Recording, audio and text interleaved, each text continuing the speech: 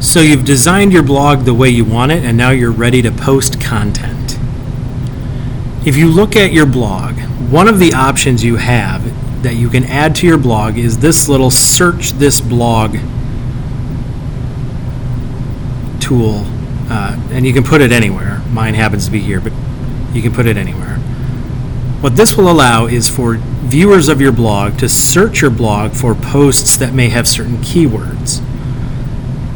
This can be a pretty powerful tool for teachers to use. All right, for example, let's say we're going to start a blog post, and we're doing it because we're going to start a new unit, and our unit is going to be on ratios.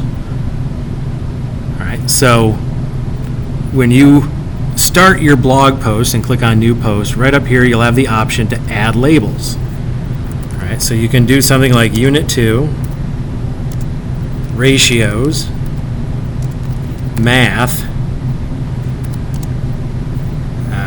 third grade.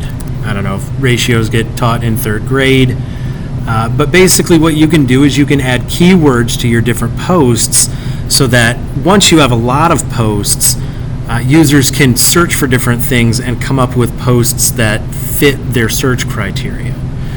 You will also be able to do this if you're viewing your own blog and you're like, wait, what did I do in Unit 2? You can search for Unit 2 and it will show you all the blog posts that have that label.